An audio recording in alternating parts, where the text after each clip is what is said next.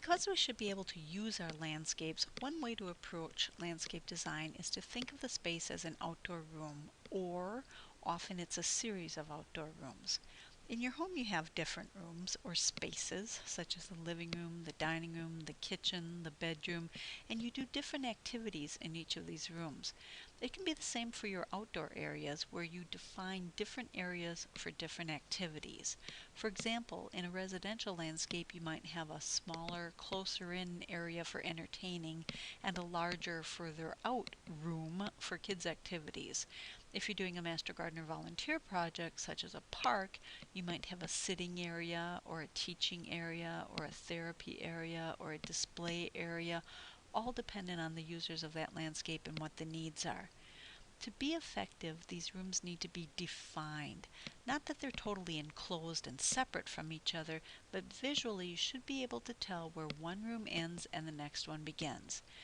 And within those rooms, we should mimic what we enjoy in our indoor rooms. So, for example, pictures on the walls, windows, the feeling of shelter created by a ceiling, knickknacks, and other points of interest.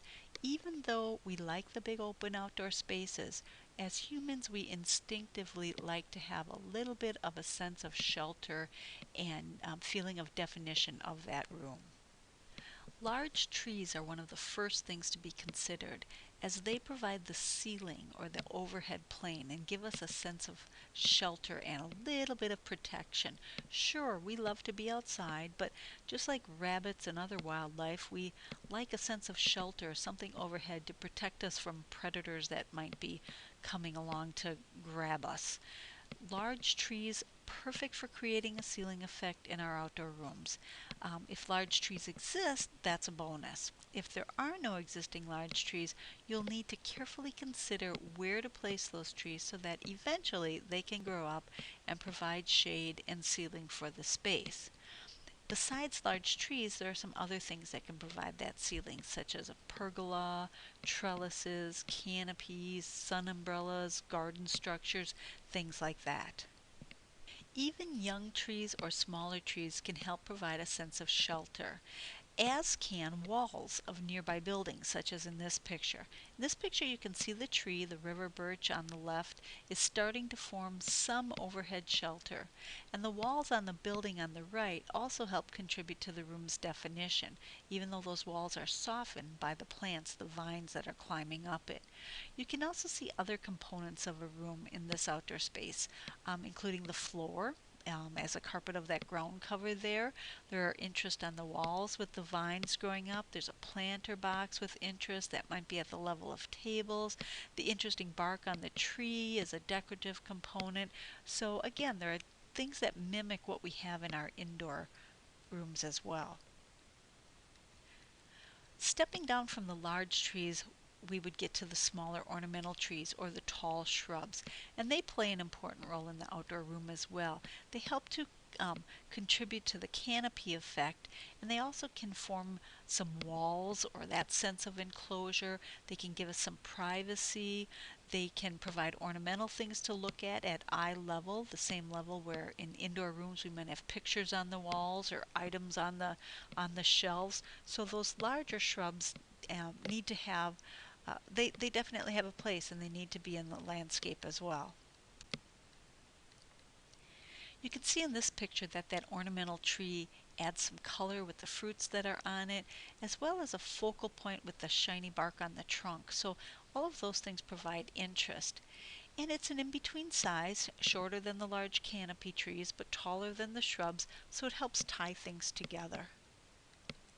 Next we go down to the medium and small shrubs, and this could also include tall perennials or annuals as well.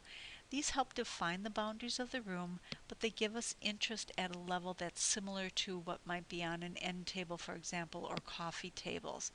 And while they help to define the space, because they're shorter, they also provide openings or windows to look out through the wall and into the views beyond. And this can be important if there's something good to look at so that we don't feel totally enclosed and claustrophobic. In this landscape, there are some very pretty plants, but it's not quite as warm and inviting and comfortable as it could be because there are still some components of the outdoor room that are missing. First, there's no backdrop, so your eye goes way off into the sky. The sky is great, but that's not where we want the eye to be. We want it to stay in the landscape. So this room or space needs more definition or more walls. Not that it has to be totally enclosed or wall off because we like windows, but there needs to be more definition to give us a sense of enclosure. There also needs to be some ceiling. That river birch will eventually grow up and help with that, but for right now, even in this picture, you can sense that you're exposed and not sheltered. And that's a problem when you're starting a landscape from scratch and there are no mature plants. For a few years, you can't help that. You're going to have some of those components missing. This landscape does have some nice stuff in it to look at the lower levels, but it's an example of how all the components are needed to have a truly inviting landscape that people would want to be in and hang out in. The floor is the lowest level, and there are lots of options here.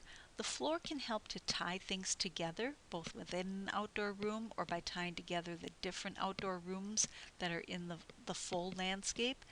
Um, Differences in flooring can define one area or one room from another. Just like indoors, we have different flooring such as carpet, wood, or ceramic. Outdoors, we can have lawn grass, wood mulch, pavers, flagstones, or even low growing plants. The floor level does not mean it's where you walk, it means what's down at the floor level that you would look way down at. So even in planting beds, short plants could represent that floor level. In this landscape, there's actually a room within a room. That structure is its own little room. It has a ceiling of wood trusses, walls of posts, hanging baskets, and planters that provide interest at all the different levels. The bigger room has a ceiling of large shade trees. You can see the shade being cast. It also has shrubs and perennials at the different levels. The flooring is both the brick pavers as well as the really low growing creeping plants that are in the beds. The pavers help to tie the different areas of this landscape together, creating a nice sense of unity. So again, to make a truly inviting landscape that people will want to spend time in and feel comfortable in, we have to pay attention to all of the components of that outdoor room. Of course, depending on the size of the space available, how you accomplish that's going to vary, and sometimes you simply can't have everything you want, so you have to do the best that you can. But for most residential landscapes, you're probably trying to create an outdoor living room. You may have other rooms, you may have a dining area, you may have a playroom sort of a thing, but a lot of times with a typical residential landscape, you're creating outdoor living space. Think about the typical indoor living room. Indoors, you probably have an open space in the middle of your living room with all of your necessary components around the outside edges. So the TV is up against the wall. The chairs and couch are usually around the outside. You wouldn't typically plunk your TV or coat rack right in the middle of the living room. That open space in the middle is for gathering and to provide access to all the other things in the room and to visually set off the other things as well. So remember that as you design your outdoor room, whether it's a residential backyard or a therapy garden or a park or whatever. Think about how indoor rooms are arranged, and you want to try to mimic that or repeat that in your outdoor rooms.